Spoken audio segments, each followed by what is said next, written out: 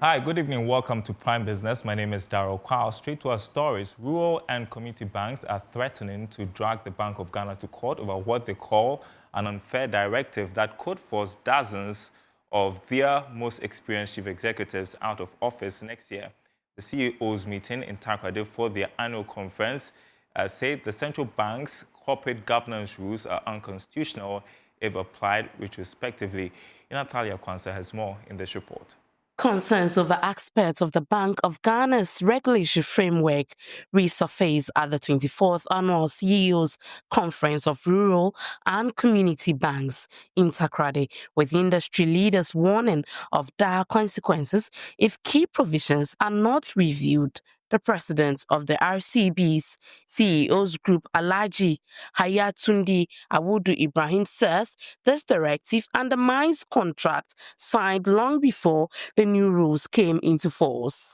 For the past 3.5 years, we have restrained ourselves into dialogue, engaging them, bringing out the difficulty we have with that particular paragraph. If we fail to get them respond or revisit it, we have barely less than 6 months. We are heading to the courts. In fact, our lawyers have our instructions to proceed to the court, and then we can go there and ventilate our concerns so that we can get the declaration from a court of competent jurisdiction, whether we are right or the position of BOG is the position of the law. The CEOs argues that cut-and-short contracts violate the Constitution's principles against retrospective laws and will rob the industry of decades of leadership experience. A substantial portion of our experienced CEOs have just bidded farewell to this conference. That means that we will not see them next year. That is going to take a toll on their institutions and the industry, because these are the people that even the young ones look up to, and that is where we want Bank of Ghana to actually consider. Not less than 40 of our members will be out of job. Even as this legal battle looms, the sector is posting one of its strongest recoveries in recent years. According to the managing director of ARB Apex Bank, Alex Kwesi Ewua, total assets of RCBs now stands at over 21 billion cedis, with profits before tax more than doubling year on year. We are grateful to Providence, hard work, and the effective decision-making that have resulted in an impressive recovery for the sector. As we speak, most of the RCBs have posted very strong results at the end of the first half of 2025. A few statistics. Total assets of the subsector was 21.2 billion Ghana cedis, while deposits amounted to 18.2 billion. That is as of June 2025. The Bank of Ghana, represented at the conference by Mercy and Pa Benin, insists its reforms are necessary to safeguard stability, enhance governance, and prepare rural banks for the digital era. If inclusion is the goal, digital is the bridge, and rural Ghana is where that bridge matters most. This moment matters because rural banking is not a marginal footnote in Ghana's financial system. It is a pillar. The rural and community bank system today is bigger and more liquid than many realize. As of January 2025, total RCB assets had risen above 9.3 billion, with deposits exceeding 8.1 billion Ghana cedis. Nana Kobna Nketia threw his weight behind the call for rethink. The rules don't favor the rural banks. Please challenge them, fight them collectively. And that is sustenance. Now, the International Monetary Fund has ruled out the possibility of Ghana slipping into another economic crisis or facing spending overruns after the current program ends. Ghana is scheduled to complete its 3-year IMF-supported program in May 2026. While concerns have been raised about a potential return to unsustainable spending and fiscal indiscipline post-program, the IMF says there is no cause for alarm. According to Julie Kozak, Director of Communications at the IMF, reforms implemented by the government in recent years provide a strong foundation for continued fiscal stability. She made the remarks during a news conference in Washington, D.C. has made meaningful progress in laying the foundation, for fiscal discipline beyond the IMF program. Key reforms, and I'll talk about a few of them, which are lasting reforms, which we expect to last beyond the program.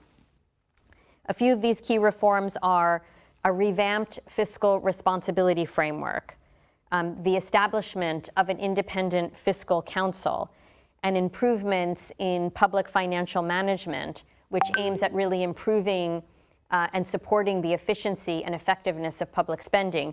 These are all very important steps in sort of ensuring that fiscal discipline can be durable. Maybe I can just add some details that the fiscal responsibility framework includes a primary balance rule requiring an annual primary fiscal surplus of at least 1.5% of GDP, and it also includes a public debt target at 45% of GDP. So that fiscal responsibility framework provides some guidance for policymakers as they seek to, instill and entrench fiscal discipline in Ghana, and to ensure that debt remains sustainable in a durable way. And of course, continued implementation of these reforms will be essential as Ghana moves forward and as the program concludes, as you noted, in 2026. So which structural reforms need to be deepened to ensure long-term fiscal stability beyond the IMF program? Earlier, I asked Economist Professor Patrick Isuming. Perhaps the reforms we need probably sit outside the fiscal framework. I think the overall governance architecture, perhaps the ongoing discussion around the constitutional review. We've had several cases where we've had very sound laws. If you take our procurement law, for instance, or you take overall Public Financial Management Act, you look at the act and you say, well, these sound great on paper. I think it's just that when they get to the implementation, then we realize that our political governance and appointment processes and who even appoint the Auditor General and the politics all get in the way. So I think that if perhaps we're able to finish the constitutional review and do more, take some of the power from the president and ensure that there's more devolution, that there's real decentralization, and we get to a stage where public officers can do their work without watching their back, then perhaps, some of these fine laws that we have passed really begin to take shape. Now, the Association of Ghana Industries is raising alarm over an influx of imported goods as the city strengthens. The group says some importers are under-declaring cargo to evade duties, flooding markets with foreign products. Chief Executive Sechuma Kwabwa is urging the government to tighten port surveillance and stabilize the city to protect local industries. Emmanuel Bright quick reports from the Middle Belt chapter's annual general meeting. Cedi has in recent times seen a significant appreciation against major trading currencies like the US dollar. However, the gains are presenting a new challenge of import influx, threatening the survival of the local business community. Speaking at the annual general meeting of the AGI in the Middle Belt, CEO Seth Chum Akwabwa observed the challenges the fluctuating currency presents to businesses. We appreciate the effort in making sure that our city is stronger. Don't get me wrong at all, that when we talk about the appreciation, the challenges associated with it, then we are condemning the city appreciation. That's not it. We want it to be stable.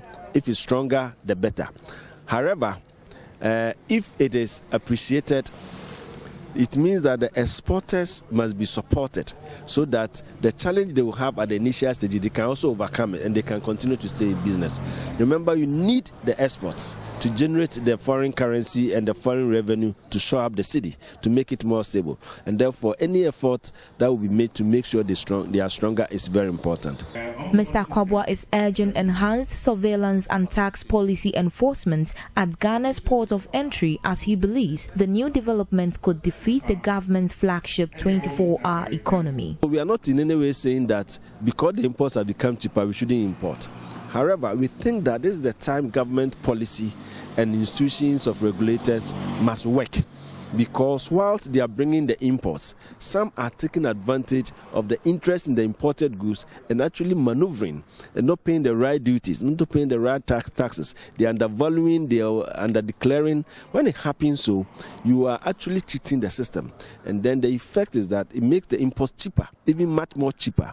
When it becomes cheaper like that, then the local companies cannot compete. And if they are unable to compete, what happens? Then they take out, you lose market share. And eventually, instead of doing 3 shifts, you do 1 shift. Then it defeats the whole idea of the 24-hour economy. The annual general meeting of the Association of Ghana Industries assembled small, medium and large-scale businesses in the Ashanti, Bono, Ahafo and Bono East regions.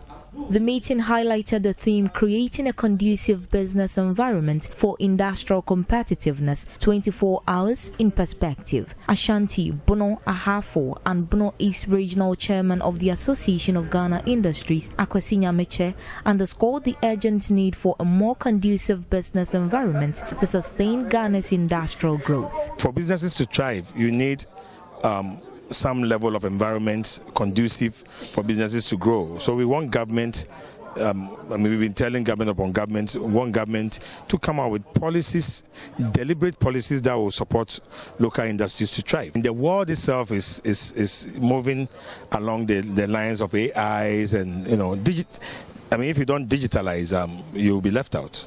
So that's what we're trying to see. Everybody is innovating. So we're looking at how we can innovate for us to stay relevant. Stephanie Frimpon's report, read to you. Now, Nestle Ghana is deepening its commitment to the local economy by sourcing 100% of the maize used in its flagship products like Cerelac from Ghanaian farmers. The move aimed at reducing reliance on imports is not only boosting supply chain resilience, but also creating a ripple effect in rural communities.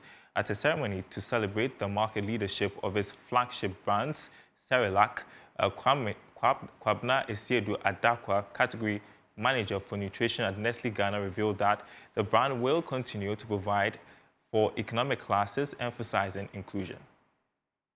Processors are increasingly turning to local sourcing to reduce dependency on imports and improve supply chain resilience. By investing in local economies, companies like Nestle now source 100% of the maize used in Cerelac and other products from local producers. Speaking at a ceremony to celebrate the company's market dominance, Deborah Kwabla, Corporate Communications and Public Affairs Manager at Nestle, highlighted the company's efforts to develop local economies. The quality of maize that we need for the production of Cerelac is really, really high because we are producing baby food. And to make sure that we can source this maize in Ghana for the production of Cerelac, we intervene right at the farm level. So input stage, we make sure the farmers get access to the right inputs. When they are doing their farm practices, we ensure that it is done right, harvesting, post-harvest. And so when the maize gets to the factory, we have an agronomy team as Nestle that support these farmers to make sure that the maize that is brought to Nestle factory for the production of Cerelac is at the right quality, at the right grade. Although market watchers say there has been a dip in sales of goods this year compared to previous years, Kwabna Esiedu Adakwa, category manager for nutrition at Nestle Ghana, explained that continuous innovation and the development of products for all income levels are key to attaining market dominance. We have been leaders because of the product that we have put out there. Today, we need to be able to continue doing that just to be able to get above the 85. It's about providing what the consumers need, the nourishing goodness that the future generation of Ghanaian kids can be fed on. Basically, this is what we are looking at. And we believe with these things in place, we are still going to continue to solidify our position and even move higher. We need to think differently. Can we offer packages in smaller sizes? Can we look at varieties that even the common Ghanaian can look at? And this is the direction that we are going. How do we reach to the lower socioeconomic class? And we have new products that we have introduced. It is better for a child to receive a nutrient-rich food than to leave the category completely. You're watching Prime Business. We're taking a short break. We will be right back.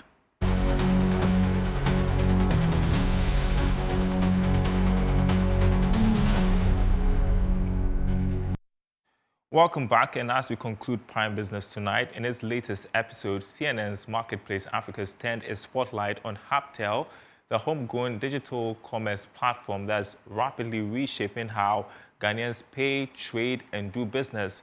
Once a small startup founded in Accra, Hubtel has grown into one of Ghana's leading payment services providers. At the heart of this transformation is co-founder and CEO Alex Brown, who spoke exclusively to CNN about defining moments and philosophies that shaped the company's rise over the past 2 decades. We leave you with this special. We enable digital commerce. Today, we go to businesses and help them with payments. There are a lot of businesses that need to collect payment from different sources. So from your traditional cash to mobile money to cards, and other digital wallets that are in the system. We serve a wide range of customers, from the very small micro enterprises spread all over. So it can be a woman roasting corn or roasting a plantain, all the way to very big companies that are providing utility services, gaming, entertainment, telcos, banks. Our story is largely woven with the story of Ghana. And if you're very familiar with the Ghana story, just a decade before we started, Ghana was one of the first African countries to open up for mobile phone telephony.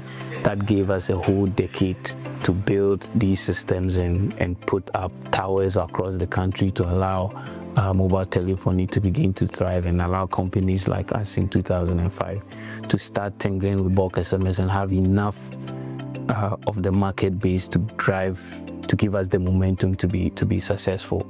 Ghana is also one of the few places on the continent that got it right with mobile money and interbank interoperability, starting from as far back as 2007, I believe, when we launched our Ghana Interbank Payment and Settlement System.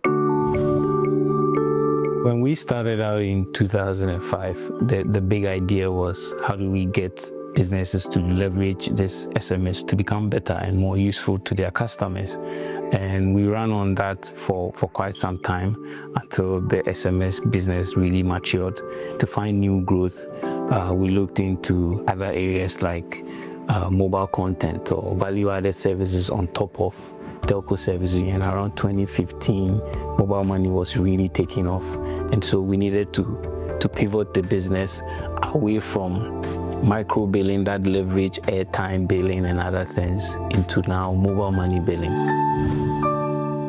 When we work for public services or government, we try to bring the same mentality that we use when we're working with small businesses, mid-sized businesses, and large businesses.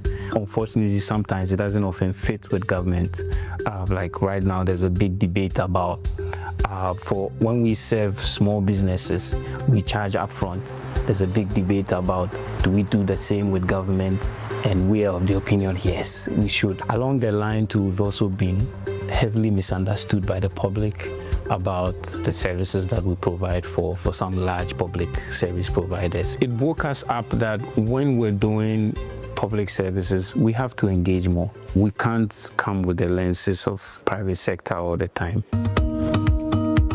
We would like to be a business that is bigger. Today we generate about $110 million worth of revenue, gross revenue in a year. We want to be able to step it up.